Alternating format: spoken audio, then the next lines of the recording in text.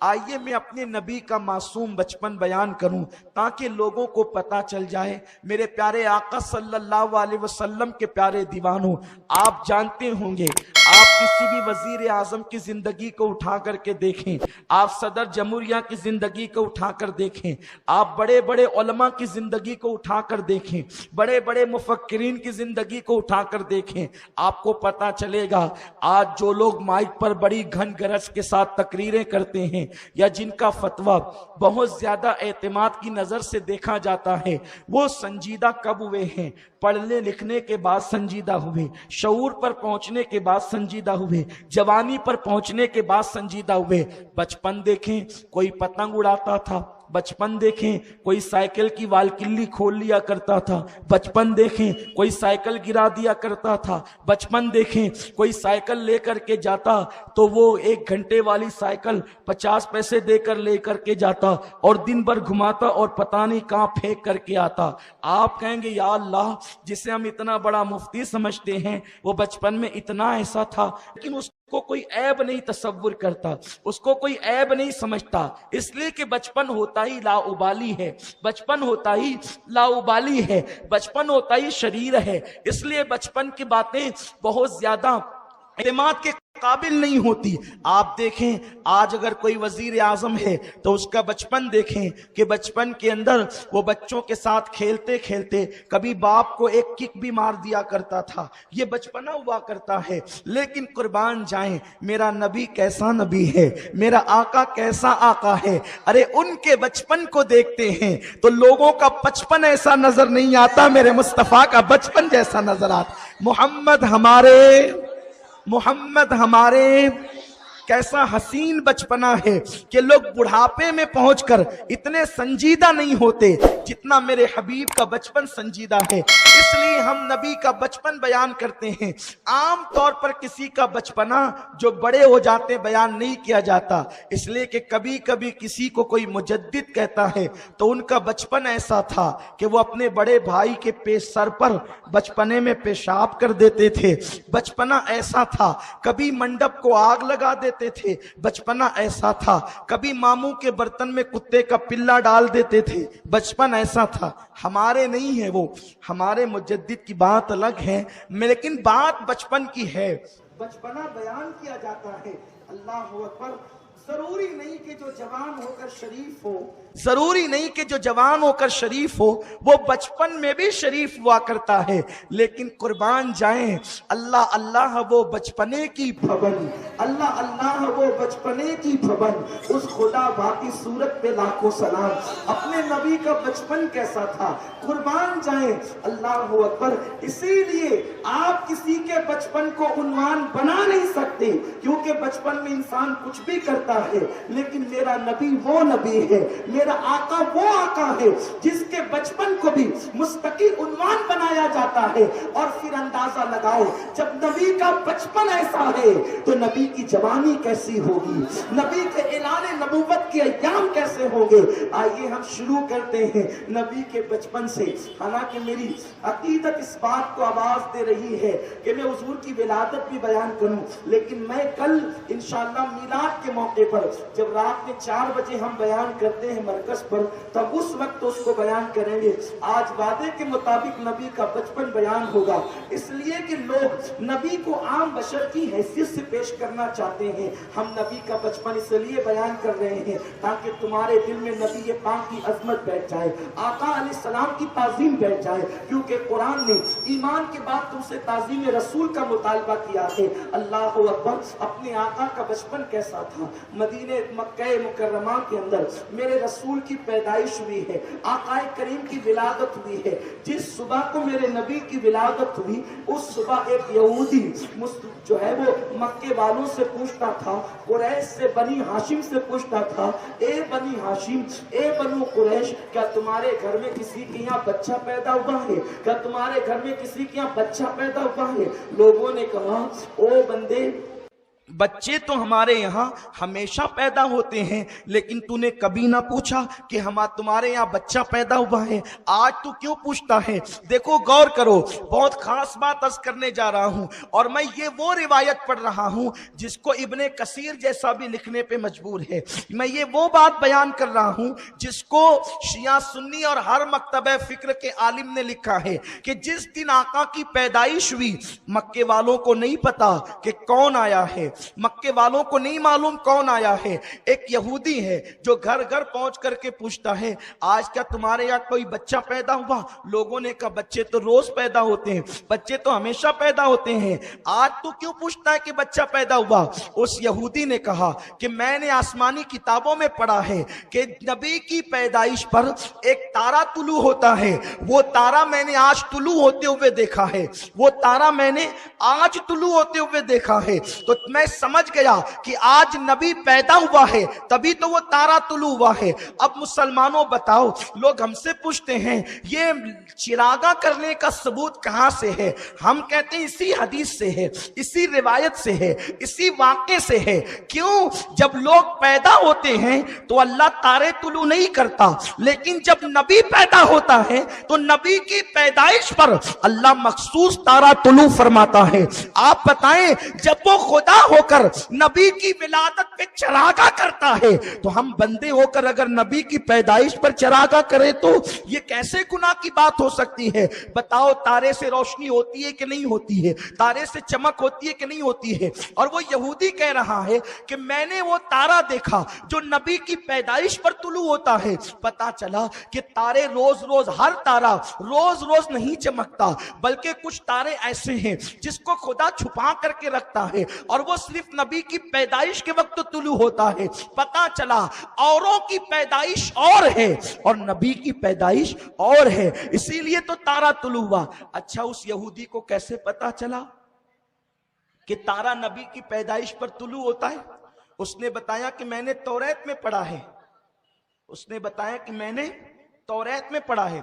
तौरात में पढ़ा है, क्या पढ़ा? कि जब आखिरी नबी पैदा होगा तो एक मखसूस तारा तुलू होगा। इसी पैदाइश के जिक्र को मिलाद कहते हैं। अब आप मुझे बताएं कि जब तौरात में नबी का मिलाद लिखा गया है, तौरात में रसूलुल्लाह का मिलाद लिखा गया है, और बयान करने वाला अल्लाह है और लाने वाले मूसा है, तब आप मुझे बताएं, जब मूसा भी मिलादी है और खुदा भी मिलाद बयान करता है, तो मिलाद मनाना बिदअत कैसे हुआ? बिदअत तो उसको कहते हैं कि जो रसूलुल्लाह के दौर में ना हो और बाद के दौर में हुजूर की सुन्नत को मिटाने के लिए उसको इजाद किया जाए, उसको बिदअत कहते हैं। तो इससे कौन सी सुन्नत मिट रही है? ये तो जनाबे मूसा बयान कर रहे हैं और तौरात की जबान में बयान कर रहे हैं। अल्लाह अकबर। पता चला कि सिर्फ हम ही मिलादी नहीं है, बल्कि मूसा भी मिलादी है, हजरत मूसा भी मिलादी है। जिसको मिलाद से चिढ़ है वो जरा कह दे कि मैं मूसा के मजहब से हटा हुआ हूं, यानी अकीदा मूसा अलैहि सलाम से हटा हुआ हूं। अरे सिर्फ मूसा ही सफ में नजर नहीं आते, आदम कहते हैं वो आने वाले हैं, नूह कहते हैं वो आने वाले हैं, मूसा कहते हैं वो आने वाले हैं, अल्लाह अकबर, जिब्रील भी कहते हैं वो आने वाले हैं, हजरत यूसुफ कहते हैं वो आने वाले हैं, याकूब कहते हैं वो आने वाले हैं। मेरे नबी की आमद से पहले उन्होंने कहा आने वाले हैं, और हम आने के बाद कहते हैं वो आ चुके हैं, वो आ गए हैं, वो आ चुके हैं, वो आ गए हैं, वो आ चुके हैं, वो आ गए हैं। जबान तो एक ही है मेरे प्यारे आका अलैहिस्सलाम के प्यारे दीवानों। तो वो यहूदी कहता है कि मैंने वो तारा तुलू होते हुए देखा जो नबी की आमद पर तुलू होता है। इसीलिए हमने कहा अल्लाह तू खुदा है, तू तारे चमकाता है, हम बंदे हम तारे नहीं चमका सकते, तो हम अपने घरों को लाइटों से चमका देंगे, हम अपने घरों को लाइटों से चमका देंगे। उसने कहा लोगों, अब तवज्जो फरमाए, मेरे नबी का बचपन, उसने कहा लोगों एक तारा देखा है जो नबी की आमद पर तुलू होता है। लोगों ने कहा कि अब्दुल्ला के घर बेटा आया, अब्दुल मुत्तलिब के घर पोता आया है, कल लेकर चलोगे, उसकी जियारत कराओगे? लोग उस यहूदी को ले गए, उसने हुजूर अलैहि सलाम को देखा, उसने कहा कि इनकी पीठ दिखाओ, उसने कहा इनकी पीठ दिखाओ। तवज्जो फरमाए, उसने कहा इनकी पीठ दिखाओ। जैसे उसने पीठ देखी वो चीख मारकर बेहोश होकर जमीन पे गिर पड़ा। जब वो बेहोश होकर जमीन पे गिर पड़ा, उसको होश में लाया गया। उसने कहा क्या बात है, बच्चे की पीठ देखकर तू बेहोश क्यों हो गया था? उसने कहा इनकी पीठ पर मोहरे नबूवत है, मुबारक हो ऐ इस्माइलियो, मुबारक हो। बनी इसराइल से नबूवत निकलकर बनी इस्माइल में मुंतकिल हो गई है। और ए मक्के वालों, अब तुम अरब के सरदार और ताजदार बना दिए जाओगे, दुनिया तुम्हारी सरदारी तस्लीम करेगी, तुम सरदार हो। आप मुझे बताएं, हुजूर अलैहिस्सलाम जब पैदा हुए तो उनकी पुश्त पर मोहरे नबूवत थी। तवज्जे आपकी, उनकी पुश्त पर मोहरे नबूवत थी। इसीलिए हम कहते हैं कि हमारे नबी को 40 साल के बाद नबूवत नहीं मिली, क्योंकि अगर नबूवत 40 साल के बाद मिलती तो मोहरे नबूवत भी 40 साल के बाद मिलती। क्योंकि जब किसी को वजीर बनाया जाएगा तो कुर्सी उसको उसी वक्त दी जाएगी, जब किसी को बादशाह बनाया जाएगा तो स्टैंप उसको उसी वक्त दिया जाएगा। पता चला 40 साल के बाद बादशाह बनाना है और 40 साल पहले स्टैंप दे दिया जाए, ये तो आज की हुकूमतों के भी खिलाफ है। तो जिस दिन बादशाह बनाया जाता है उसी दिन स्टैंप और मुहर दी जाती है। अल्लाह अकबर। तो मेरे अल्लाह ने मेरे रसूल को पैदाइशी तौर पर नबी बना करके भेजा, इसीलिए तो मुहर भी अता फरमाई, मुहर भी दे करके भेजी। जो लोग ये कहते हैं कि 40 साल के बाद नबूवत मिली, जरा वो सबूत तो पेश करें कि फिर ये मोहरे नबूवत क्यों थी। अच्छा एक बात बताऊं कि कंपनी का जो है वो की अशिया ना हो और कंपनी की मुहर उस पर लग जाए, ये कैसे हो सकता है? ऐसा तो नहीं कि बच्चा बड़ा होकर के 12वीं पास करेगा और पैदा होने के दिन ही उसको 12वीं का रिजल्ट और सर्टिफिकेट दे दिया जाए, ये लीजिए आप एसएससी के डिग्री होल्डर हैं, एचएससी के डिग्री होल्डर हैं। बताओ ऐसा हो सकता है? नहीं नहीं, जिस दिन आदमी डिग्री वाला होता है उसी दिन उसको डिग्री की सनद दी जाती है। तो हुजूर अलैहिस्सलाम मोहरे नबूवत पैदाइशी तौर पर लेकर आए थे और वो कोई ढकी छुपी चीज नहीं थी, बल्कि उसको यहूदियों ने भी देखा, मुशरिकीन ने भी देखा, तभी तो कहा कि ये मोहरे नबूवत लेकर के आया है। और अल्लाह अकबर। इसी पे बस नहीं, मेरे रसूल की अम्मी फरमाती है जब वो पैदा हुए तो पेशानी को जमीन पे रख करके कहा रब्बे हबली, रब्बे हबली। बोले रब्बे हबली, अल्लाह मेरी उम्मत को बख्श, उम्मती मेरी उम्मत को बख्श दे। आप मुझे बताएं, अगर किसी से पूछे भाई तेरे बच्चे कितने हैं, वो कहेगा कि है तो 5 लेकिन अभी शादी नहीं हुई, होने वाले हैं। ऐसा हो सकता है? बोलो कोई बच्चा पैदा होने से पहले बाप बन सकता है? बोले बोले बन सकता है? नहीं बन सकता। बाप किसे कहते हैं? बोलो, जिसके बच्चे होते हैं। अच्छा अगर कोई ये कह दे, जैसे हाफिज गुफरान साहब कह दें कि मेरे 2 बच्चे हैं, मेरे 2 बच्चे हैं, मैं कहूं मेरे 3 बच्चे हैं, कोई कहे मेरे 5 बच्चे हैं, फिर आप पूछेंगे अच्छा सैयद साहब आपके 3 बच्चे हैं तो क्या आपकी शादी हो गई? तो हम झुंझला करके कहेंगे कि क्यों आपके मोहल्ले में कोई शादी से पहले अब्बा बनता है? और जो शादी से पहले अब्बा बनता है क्या वो स्टेज पर कहता है कि मैं 3 बच्चों का बाप हूं? अरे वो तो छुपाएगा छपाएगा तो नहीं। जिसकी शादी के बाद बच्चे होंगे वो फक्र से कहेगा कि मैं इतने बच्चों का बाप हूं। इसका मतलब अगर मैंने आकर के ये कह दिया कि मेरे इतने बच्चे हैं तो आपको ये पूछने की जरूरत नहीं पड़ेगी कि आपकी शादी कब हुई। अगर आपको ये पता चल जाए कि मेरे बच्चे या किसी के बच्चे हैं तो आप, अगर आपके पास दिमाग है, आपके पास अक्ल शऊर है, तो आप उससे कतान नहीं पूछेंगे कि आपकी शादी हुई या नहीं हुई, इसलिए कि बच्चे उसी के होते हैं जिसकी शादी हो जाती है और उम्मती उसी के होते हैं जिसके पास नबूवत हुआ करती है, जिसके पास नबूवत हुआ करती है। अब आका फरमा रहे हैं रब्बे हबली उम्मती, मेरी उम्मत को बख्श दे। तो गोया के बता रहे हैं अरे जिसकी शादी होती उसी के तो बच्चे होते हैं और वो जो नबी होता है उसी के तो उम्मती होते हैं। हुजूर कहते मेरी उम्मत को बख्श दे। गोया कि आका बता रहे हैं कि मैं उम्मत वाला हूं और उम्मती उसी के होते हैं जो नबी हुआ करता है। तो गोया कि आमिना की गोद में आने वाला सिर्फ आमिना का बेटा नहीं है, बल्कि उम्मत का नबी आ रहा है, उम्मत का रसूल आ रहा है। तो हुजूर उस वक्त भी नबी थे जिस वक्त आदम और हव्वा मिट्टी और पानी के दरमियान की मंजिलें तय कर रहे थे। अब कुर्बान जाएं हुजूर अलैहिस्सलाम का बचपना किस तरह गुजरता है। अल्लाह अकबर। हजरत सैयदा हलीमा सादिया कहती हैं कि अरब का दस्तूर था, अरब के अंदर दस्तूर था कि बच्चों को देहात के माहौल में रखा जाता था, क्योंकि शहर के अंदर वो माहौल नहीं होता था जो देहातों में। आप कभी शहर से निकलकर कभी कभी हम लोग भी बयान के लिए किसी देहात में जाते हैं तो दिल कहता है कि कुछ दिन यहीं रह जाएं, क्योंकि मालेगांव में जो है वो कारों की आवाज़ है, बाइक की आवाज़ है, लुम की आवाज़ है, चिल्लम चिल्ली है, चीख पुकार है, ये सब है। देहात का माहौल पुरसुकून, इत्मीनान बख्श, सीधे साधे लोग, भोले भाले लोग, अच्छे अच्छे प्यारे प्यारे लोग होते हैं ना। अल्लाह अकबर। तो कभी कभी दिल चाहता है कि वहाँ रुक जाएं, फिर वहाँ के जानवर, वहाँ के परिंदे, वहाँ के फूलों की खुशबू और वहाँ के चंद मकानात और खुला खुला माहौल, वहाँ की ठंडी ठंडी हवाएं, वहाँ की ठंडी ठंडी फजाएं, तो देहात अच्छा अच्छा लगता है। इसी तरह अरब के लोग चाहते थे कि अपने बच्चों को सेहतमंद रखने के लिए वो अपनी बीवियों का दूध पिलाने की बजाय वो दाइयों का दूध पिलाते थे, इसलिए कि जो औरत दूध पिलाती है उसकी सेहत में कमजोरी आती है। तो जल्दी से औरत बीवी उनकी खिदमत के लिए तैयार हो जाए, तो वो लोगों का यहाँ रिवाज था।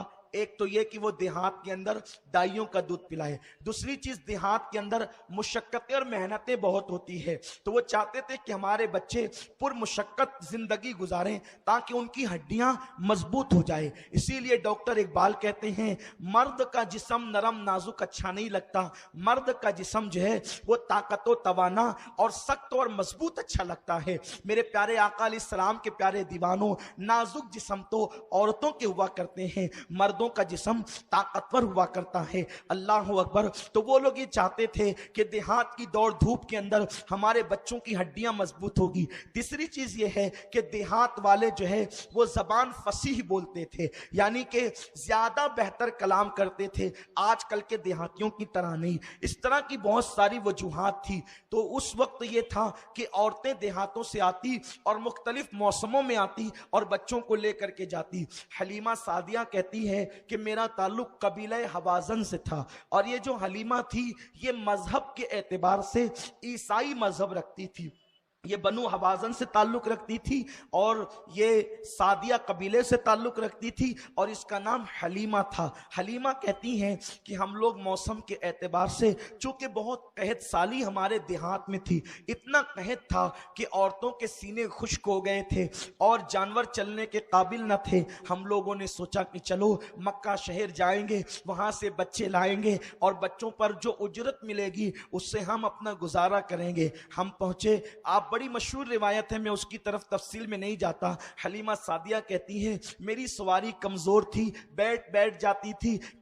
काफले वालों ने मुझे कहा हलीमा हम तेरे लिए रुक नहीं सकते, इसलिए हम चले, और वो छोड़कर मुझे चल दिए। वो पहले पहुंचे, पहले पहुंचने के बाद उन्होंने मालदार घरानों के बच्चे ले लिए और उसके बाद जब वो लेकर के निकलने लगे तब मैं अपनी ऊँटनी को लेकर, अपनी सवारी को लेकर के चली। मेरा जो काफला था वो 4 नफरी काफला था, एक मेरा शौहर, एक मेरा बेटा अब्दुल्ला जो मेरा दूध पीता था, एक मेरी बेटी शीमा। इस तरह से ये 4 नफरी काफला जब मक्के की जमीन पे कदम रखता है, चेहरे पीले पीले थे, आंखें अंदर अंदर को थी, कपड़े फटे पुराने थे, गुर्बत जाहिर थी, इसलिए पहले लोग बच्चे तो दे ही चुके थे, लेकिन जो बचे कुछ बच्चे थे वो अपनी गुर्बत की वजह से कोई देने के लिए तैयार न था। आखिरकार जो लोग आए वो ले गए। उसके बाद मेरी मुलाकात अब्दुल मुत्तलिब से हुई। अब्दुल मुत्तलिब के बारे में मुझे पता चला कि इनके यहाँ एक पोता है और उनके यहाँ एक बच्चा है, मैं वहां जाकर के मांग लाऊं। अब्दुल मुत्तलिब से मेरी मुलाकात हुई। अब्दुल मुत्तलिब ने पूछा तेरा नाम क्या है? मैंने कहा हलीमा। तेरा कबीला क्या है? किस कबीले से तेरा ताल्लुक है? मैंने कहा बनु साद से। कहा अच्छा, साद मतलब नेक, हलीमा और हिल्म यानी के नेकी और हिल्म जहां दोनों हो जाए तो मेरे बच्चे को वही दूध पिलाएगी। और आप फरमाते हैं लेकिन हलीमा सुन ले कि मेरा बच्चा यतीम है, मेरा पोता यतीम है, बहुत ज्यादा इनाम और इकराम न मिलेगा। मैंने अपने शौहर से मशवरा किया, एक काम करते हैं, देखो जी हम खाली खाली जाएं, लोग अपना मजाक उड़ाएंगे, तो एक काम करते हैं यतीम बच्चा ही लेकर के चलते हैं।